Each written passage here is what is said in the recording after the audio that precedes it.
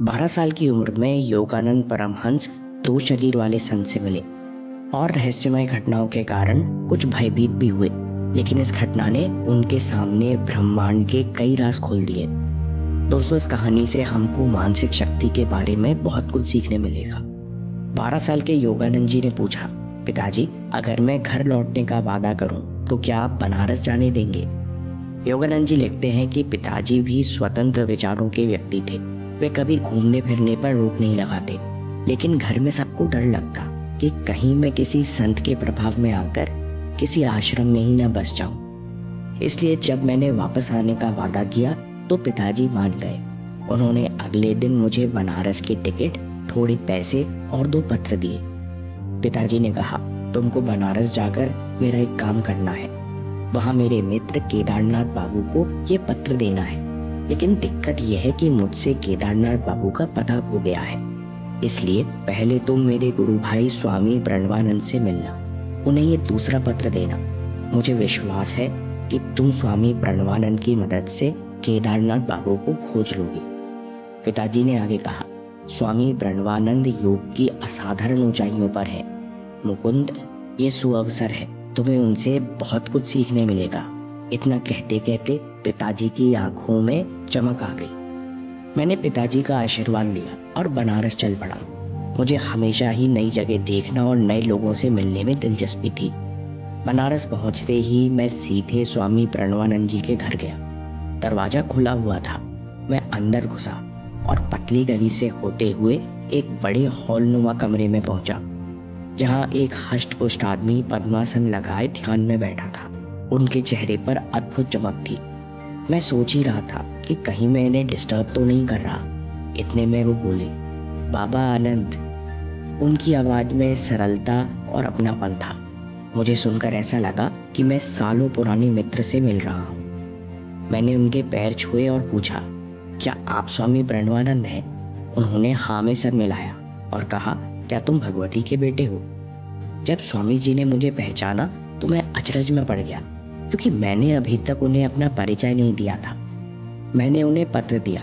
उन्होंने पत्र को एक नगाह देखा और कहा, मैं केदारनाथ बाबू का पता लगाने में तुम्हारी मदद करूंगा, तुम यहीं बैठो। इसके बाद अचानक स्वामी जी ने विषय बदल दिया और मुझसे कहा, तुम्हें पता है, मुझे 2 पेंशन्स का लाभ मिलता है। पहली पेंशन तुम्हारे पिताजी की सिफारिश पर मिलती है। मैं एक समय उन्हीं के लिए रेलवे में काम किया करता। और दूसरी पेंशन मुझे परमपिता परमात्मा से मिलती है। योगानंद जी कहते हैं, मैंने अचरज से पूछा, ईश्वर से पेंशन? क्या वे आकाश से आपकी झोली में पैसे गिराते हैं? मेरे भोलेपन पर हंसते हुए स्वामी प्रणवानंद ने कहा, ईश्वर की पेंशन से मेरा मतलब है अविरत असीम शांति की पेंशन, जो कई वर्षों के ध्यान का फल है। इस शांति के कारण अब मुझे किसी चीज की इच्छा नहीं होती। स्वामी जी ने कहा, मन इतनी आसानी से हमारा सेवक नहीं बनता, नहीं भटकने, परेशान होने की आदत छोड़ता। इसे बात मनवाना पड़ता है। जब तुम बड़े होगे तब तुम्हें दूसरी पेंशन की अहमियत समझ आएगी। बात खत्म करते ही स्वामी जी एकदम मौन हो गए। उनके मौन होने से आसपास सब कुछ शांत हो गया। मेरे मन में एक ही सवाल था कि स्वामी जी मौन क्यों हो गए? अब हम पिताजी के मित्र को कैसे ढूंढेंगे? मैं ऐसा सोच ही रहा था कि स्वामी जी ने कहा, छोटे महाशय, चिंता मत करो, केदारनाथ बाबू आधे घंटे में यहाँ आ जाएंगे। इतना कहकर स्वामी जी फिर से गहरे ध्यान में उतर गए। मैंने देखा कि जितनी बार स्वामी जी शांत होते, उतनी बार हॉल का वातावरण भी अद्भुत रूप से शांत लगने लगता। योगानंद जी कहते हैं, ठीक आधे घंटे बाद मैंने किसी के आने की आहट सुनी। इतने में स्वामी जी ने मुझसे कहा, शायद केदारनाथ बाबू आ रहे हैं। मैं चौंक गया और सोचने लगा कि ऐसा कैसे हो सकता है। ना हॉल के बाहर से कोई आया, ना ही हमने किसी को संदेश दिया। स्वामी जी ने मेरे अलावा किसी से कोई बात नहीं की, तो फिर बिना किसी संदेश के केदारनाथ बाबू कैसे आ गए? मैं जल्दी से हॉल के बाहर गया तो देखा कि सामने से एक व्यक्ति सीधे मेरी ओर ही चला आ रहा है। मैंने पूछा, क्या केदारनाथ बाबू हैं? व्यक्ति ने कहा, हाँ। कहीं तुम भगवती के बेटे तो नहीं जो मुझसे मिलने आए हो? मैंने पूछा, आप यहाँ कैसे पहुंचे? आपको कैसे पता कि मैं आपसे मिलने आया हूँ? केदारनाथ बाबू ने कहा, आज सब कुछ रहस्यमय रूप से घट रहा है। अभी 1 घंटे पहले जैसे ही मैं गंगा स्नान करके निकला, वैसे ही स्वामी प्रणवानंद मेरे सामने आ गए और मुझसे कहा, कृपया मेरे घर पहुंचे। भगवती का बेटा मेरे घर में आपका इंतजार कर रहा है। मैंने हाँ में सर मिलाया ही था कि स्वामी जी तेजी से आगे बढ़ गए और भीड़ में कहीं खो गए। उसके बाद मैं जल्दी जल्दी यहाँ चलकर पहुंचा। केदारनाथ बाबू ने कहा, मैं पिछले साल स्वामी जी से एक ही बार मिला हूँ, लेकिन आज वे अपने आप ही गंगा घाट पर मिल गए। योगानंद जी कहते हैं, मुझे अपने कानों पर यकीन नहीं हो रहा था।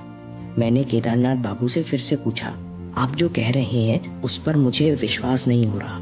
क्या आपने सचमुच स्वामी जी को गंगा घाट पर देखा? केदारनाथ बाबू मेरे बार बार पूछने से गुस्सा हो गए। उन्होंने कहा, अगर स्वामी जी मुझसे नहीं कहते तो मुझे कैसे पता चलता कि यहाँ तुम मेरा इंतजार कर रहे हो? तब योगानंद जी ने कहा, लेकिन स्वामी प्रणवानंद जी पिछले 1 घंटे से मेरे सामने बैठे हैं। वे एक पल के लिए भी मेरी नजरों से ओझल नहीं हुए। तो फिर आप ही बताइए, एक व्यक्ति एक समय में 2 जगह 2 शरीर के साथ कैसे हो सकता है? योगानंद जी कहते हैं कि मेरी बात सुनकर केदारनाथ बाबू की आंखें फैल गईं। उन्होंने कहा, मैंने भी ऐसा किस्सा पहली बार सुना है कि एक व्यक्ति 2 शरीर बनाकर दोनों से काम करता है। हम दोनों के पास रहस्य का कोई जवाब नहीं था, इसलिए हम दोनों स्वामी जी के कमरे में गए। केदारनाथ बाबू ने फुसफुसाते हुए कहा, देखो ये वही खड़ा हुआ है जो स्वामी जी ने घाट पर पहने थे, और अभी जो लंगोटी पहने हुए हैं ठीक यही मेरे सामने भी पहने हुए थे। योगानंद जी कहते हैं, इस बीच स्वामी प्रणवानंद ने मुस्कान के साथ मेरी ओर देखा और पूछा, अरे मुकुंद, तुम इतने सख्त क्यों हो? पूरा ब्रह्मांड एक सोर्स से प्रकट हो रहा है। ये सत्य एक योगी से छिपा नहीं है। एक सच्चे योगी के लिए कोई दूरी और कठिनाई नहीं है। मैं दूर कलकत्ता में रहने वाले अपने शिष्यों को तुरंत देख सकता हूँ और उनसे बात कर सकता हूँ। योगानंद जी किताब में लिखते हैं, सच्चे योगी और तपस्वी परम शांति के अलावा सब सिद्धियों को तुच्छ मानते हैं और कभी इनका प्रदर्शन नहीं करते। शायद स्वामी जी ने मेरे हृदय में आध्यात्मिक उत्साह और योग के लिए ललक जगाना चाहते थे, इसलिए उन्होंने मेरे सामने ये घटना रची। लेकिन उनके 2 शरीर की बात से मैं उत्साह के बजाय थोड़ा डर गया। स्वामी जी को देखकर मुझे संदेह होने लगा कि यह असली शरीर है या कोई प्रोजेक्शन। स्वामी जी मेरी मनोदशा भांप गए और उन्होंने मेरी बेचैनी दूर करने का प्रयास किया। उन्होंने मुझसे कहा, अरे मैं तुम्हें दूसरी पेंशन के बारे में बताना ही भूल गया। स्वामी जी ने कहा, कई सालों पहले मैं रेल रोड में काम किया करता था। वहाँ तुम्हारे पिताजी मेरे बॉस थे। उन दिनों मैं पूरी रात ध्यान किया करता और दिन में रेलवे दफ्तर में काम करता।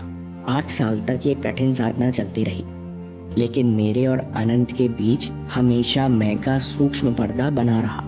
एक शाम मैंने अपने गुरु लाहिड़ी महाशय से मदद के लिए विनती की। काफी देर याचना करने पर लाहिड़ी महाशय ने कहा, ठीक है, अब जाओ और ध्यान करो। मैं उल्लास के साथ घर लौटा और उस रात ध्यान में जीवन का लक्ष्य पूर्ण हो गया। अब मैं निरंतर परमात्मा से आनंद की पेंशन लेता हूँ। मन अब मुझे किसी भी तरह परेशान नहीं करता।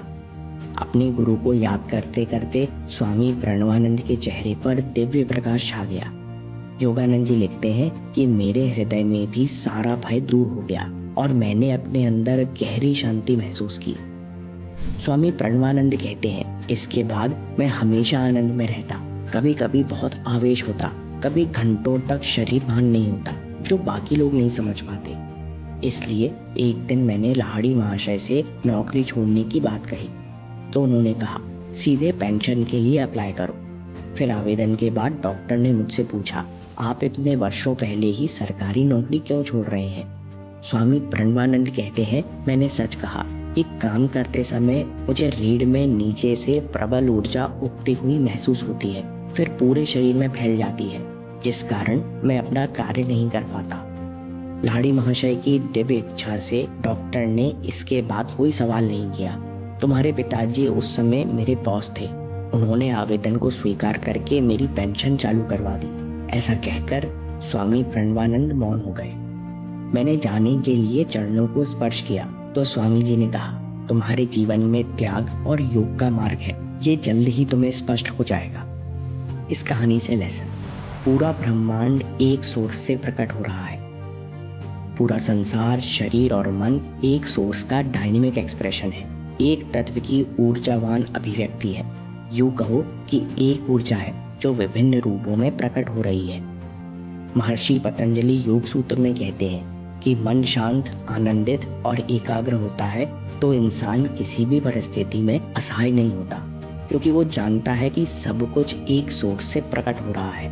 वो जानता है कि हर परेशानी का एक ही कारण है कि हमारा मन शक्तिशाली होता जाए। हमें केवल अपने मन को शक्तिशाली बनाना है। स्वामी विवेकानंद भी यही कहते हैं, ब्रह्मांड में सभी मन आपस में जुड़े हुए हैं। अपने मन को कंट्रोल करने से सबके मन कंट्रोल हो जाते हैं। जैसे कि आपको किसी इंसान से प्रॉब्लम हो रही है, कोई आपको जानबूझकर परेशान कर रहा है, तो स्वामी जी के अनुसार एक तरफ परेशानी को स्वीकार कर लीजिए, शिकायत से आराम पाइए, और दूसरी तरफ अपनी इच्छा शक्ति को ताकतवर बनाइए। जैसे 1 महीने का कोई संकल्प ले लीजिए, मैं हर दिन समय पर जागूंगा, कम बोलूंगा, सीमित भोजन करूंगा। ऐसा करने से आप अपने मन पर थोड़ा नियंत्रण हासिल करोगे और आप पाओगे कि दूसरों के कारण जो परेशानी हो रही थी वो अपने आप गायब हो गई है। दोस्तों, जब हम शिकायत छोड़ेंगे तभी अगला कदम ले पाएंगे। धन्यवाद में वो शक्ति है जो कठिन से कठिन समय में मन को शांत करती है और सकारात्मक ऊर्जा से भर देती है। अगला वीडियो देखिए या सेव कर लीजिए, क्योंकि आपके समय से कोई वीडियो, कोई ऐप, कोई न्यूज़ कीमती नहीं है। मैं काम के किस्से लाता रहूँगा।